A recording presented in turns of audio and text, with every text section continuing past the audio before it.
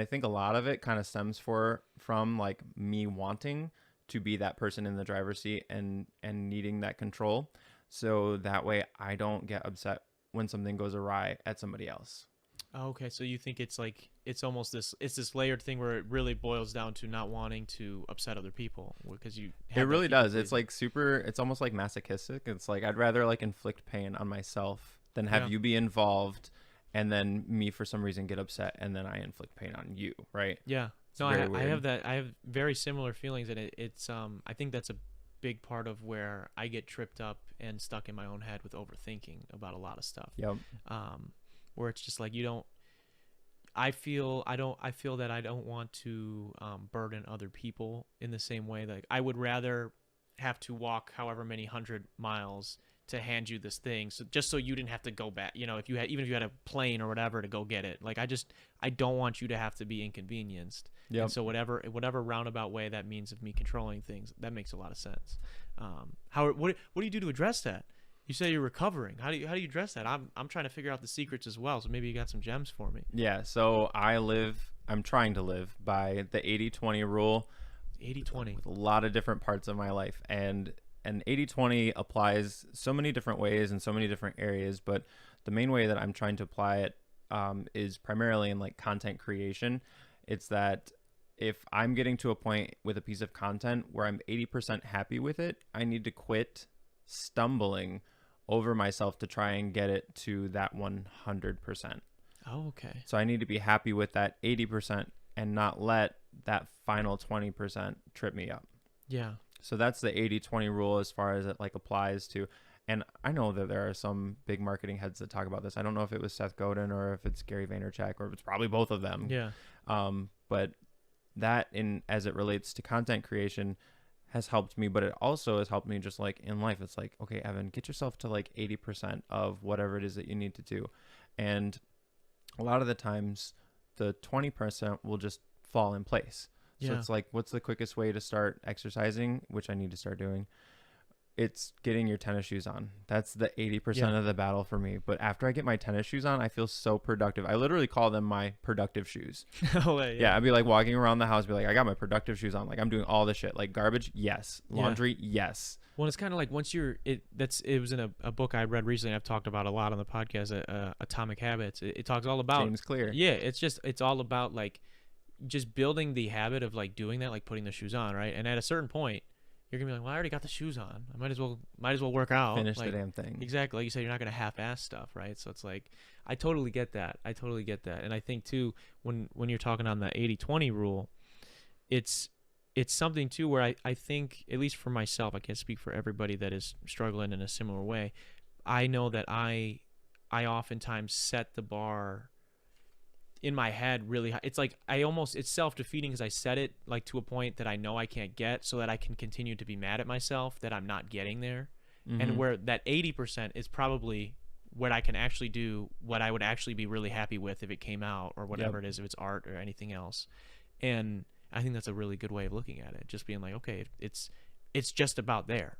No, just switch that to that just about there equals it is there. And then like you said, maybe the rest will fall into place. Yeah. And if it doesn't, it doesn't. You figure it out. Right. And you learn to be like happy and to move forward in that and move forward from there. But at the end of the day, it's like kind of going back to content. I tell people all the time that, postage is just better than perfect. Like, for one, nobody's going to remember that piece of content that you released yesterday. Like, Yeah. they're not going to be like, oh my God, yeah, that post, like, yeah, you really should probably take that down. There was like some grammatical errors in there. So, like, Yeah. nobody's going to do that. And even if they are doing that, they're not going to remember it the next day.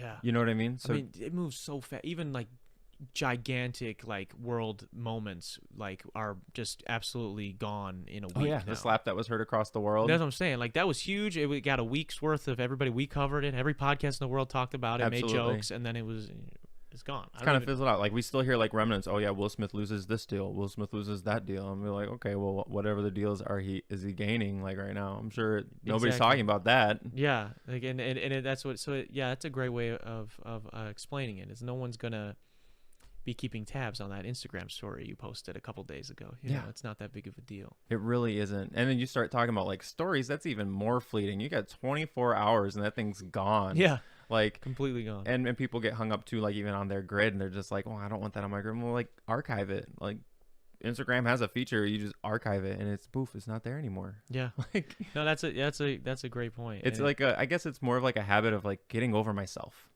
mm, Like, get out of the way, Evan. Get over yourself. Be 80% happy with it. 20% will fall in place, or vice versa. The 20% that you're, trying to focus on isn't really what's going to get you to where you want to be anyway. yeah. No, it really is a solid way of looking at things, especially when it comes to content creation and things of that nature. I recently heard something, it was on TikTok. I can't remember who it was, but they were like, do it as a joke.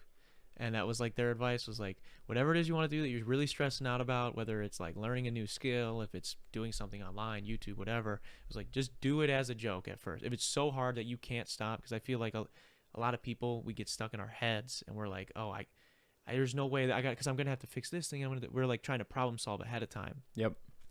And you don't know until you're out there, until you're in front of the camera and you press record. Then you realize, oh, maybe I should have a script down a little bit, or maybe I should have some bullet points or whatever it is. And you don't know that until you've done it, unless you talk to someone else that gives you those tips.